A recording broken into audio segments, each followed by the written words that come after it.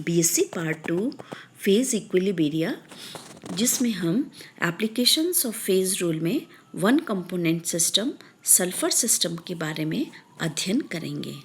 Sulphur system चूँकि one component system है, लेकिन यह जो सिस्टम है वह आपका H2O और CO2 सिस्टम से डिफरेंट है।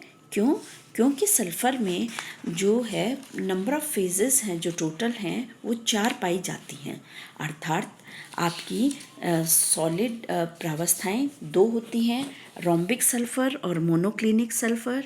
रोम्बिक और मोनोक्लिनिक सल्फ़र का जो ट्रांजिशन टेम्परेचर है वह 95.6 डिग्री सेंटीग्रेड होता है, अर्थात जब हम सॉलिड रोम्बिक सल्फ़र को गर्म करते हैं तो 95.6 डिग्री सेंटीग्रेड टेम्परेचर पर जो रोम्बिक सल्फ़र है वो सर्वप्रथम मोनोक्लिनिक में कन्वर्ट होती है।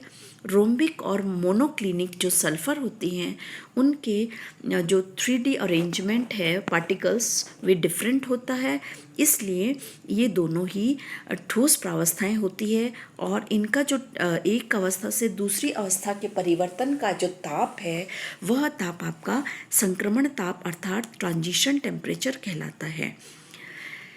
इसी तरीके से 2 सॉलिड प्रावस्थाएं, एक लिक्विड प्रावस्था और एक वाष्प प्रावस्था अर्थात टोटल 4 प्रावस्थाएं पाई जाती हैं। 4 प्रावस्थाएं पाए जाने के कारण जो आपकी सल्फ़र है, एक वायुमंडलीय दाब पर जो रोम्बिक सल्फ़र है उसका गलनांक 144 डिग्री सेंटीग्रेड होता है, तथा जो मोनोक्लिनिक है उसका गलनांक 120 डिग्री सेंटीग्रेड होता है, और जब द्रव गंधक को गर्म किया जाता है तो लगभग 450 डिग्री सेंटीग्रेड पर वह वाष्प अवस्था में परिवर्तित होना प्रारंभ हो जाती है। तो इस तरह से सल्फ़र की 4 प्रावस्थाएं होती है। अगर हम फेज़ रूल के अकॉर्डिंग बात करते हैं तो F = C - P+2 के according we have C is 1, P is 4 and we will get the value of F will be -1। और आप सभी को पता है डिग्री ऑफ फ्रीडम माइनस में नहीं होता है, इसलिए यह प्रदर्शित करता है कि ये जो चारों प्रावस्थाएं हैं वे एक साथ साम्यावस्था में नहीं रह सकती है। एक साथ साम्यावस्था में अधिकतम 3 प्रावस्थाएं ही रह सकती हैं, अर्थात 3 जब प्रावस्थाएं होंगी तब डिग्री ऑफ फ्रीडम का मान 0 होगा और सिस्टम नॉन वेरिएंट होगा। तो यह प्रूव करता है कि जो है हमारा डिग्री ऑफ फ्रीडम माइनस नहीं होता, इसलिए 4 प्रावस्थाएं एक साथ साम्यावस्था में नहीं होती हैं। अगर हम इसके भिन्न भिन्न वक्र, एरियाज़ और ट्रिपल पॉइंट्स की अगर हम बात करते हैं तो इसमें जो वक्र हैं वो पाए जाते हैं FA, AB, BE, AC, BC और CD वक्र पाए जाते हैं, जिन पर आप सभी को पता है 2 प्रावस्थाएं साम्यावस्था में होती है और सिस्टम हमारा मोनोवेरिएंट होता है। इसी प्रकार से अगर हम एरियाज़ की बात करते हैं तो विभिन्न एरियाज़ है जिनमें आपको पता है जो सिस्टम है वह बाईवेरिएंट होता है, because the number of phases is 1 and the component is 1 or degree of freedom will be 2 and the system is bivariant। अगर हम ट्रिपल पॉइंट्स की बात करते हैं तो जिस प्रकार से आपने देखा था कि कार्बन डाइऑक्साइड और H2O सिस्टम में एक ट्रिपल पॉइंट पाया जाता है जिसमें तीनों वक्र मिलते हैं, लेकिन अगर हम सल्फ़र की बात करते हैं तो सल्फ़र सिस्टम में 4 ट्रिपल पॉइंट पाए जाते हैं, A, B, C तथा O। ये जो 4 ट्रिपल पॉइंट हैं जिन पर विभिन्न ताप एवं दाबों पर 3 प्रावस्थाएं साम्यावस्था में होती है और हमारा जो सिस्टम है वह नॉन वेरिएंट होता है। अब हम 1 बाय 1 विभिन्न प्रकार के वक्र और एरियाज़ की बात करते हैं। तो सर्वप्रथम हम FA वक्र की अगर बात करें तो यह जो वक्र है यह हमारा सब्लिमेशन कर्व ऑफ SR है, अर्थात जो रोम्बिक सल्फ़र का ऊर्ध्वपातन वक्र है। इस वक्र पर SR और SV प्रावस्था साम्यावस्था में रहती हैं।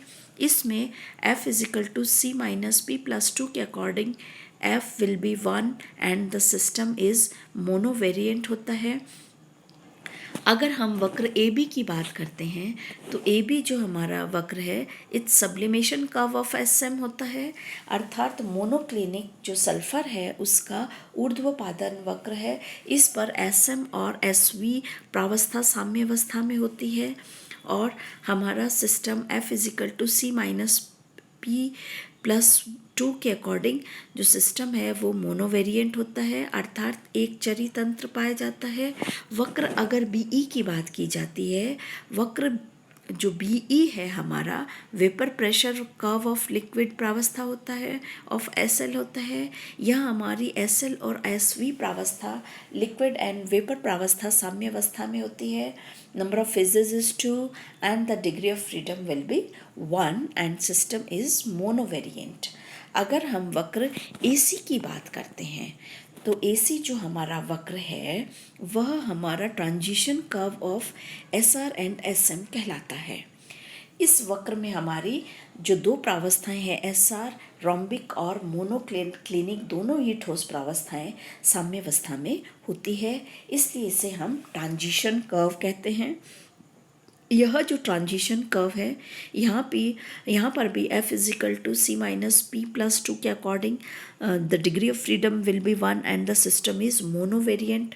और इस जो कर्व का जो इंक्लिनेशन है वह यह प्रदर्शित करता है कि दाब बढ़ाने से ट्रांजिशन टेम्परेचर का मान भी बढ़ता है, अर्थात विषम जो रोम्बिक सल्फर है उसको अगर हम मोनोक्लिनिक में बदलने पर आयतन में वृद्धि होती है।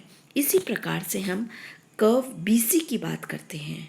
जो हमारा कर्व BC है वह फ्यूज़न कर्व ऑफ SM कहलाता है, अर्थात मोनोक्लिनिक सल्फर का फ्यूज़न कर्व अर्थात गलन वक्र है। यहाँ SM और SL के बीच साम्यावस्था पाई जाती है और सिस्टम हमारा मोनोवेरिएंट होता है।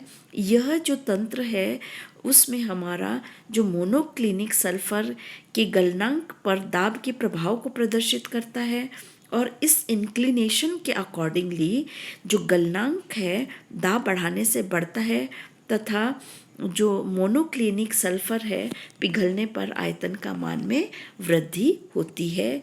तो इंक्लिनेशन यह प्रदर्शित करता है कि अगर हम दाब का मान बढ़ाएंगे तो हमारा जो मोनोक्लिनिक सल्फर के पिघलने पर उसके आयतन में वृद्धि होती है। अब हम वक्र CD की बात करते हैं। यह जो CD वक्र है हमारा फ्यूज़न कर्व ऑफ SR कहलाता है। यहाँ पर हमारा SR और SL प्रावस्था साम्यावस्था में होती है। Number of phases is 2 and again the system is monovariant। System हमारा है जो एक चरी होता है, अर्थात केवल ताप और दाब ही तंत्र को व्यक्त करने के लिए पर्याप्त होते हैं और यह प्रदर्शित करता है कि 150 डिग्री सेंटीग्रेड ताप तथा 1290 वायुमंडलीय दाब के उपरांत SM का कोई अस्तित्व नहीं होता है। Thank you.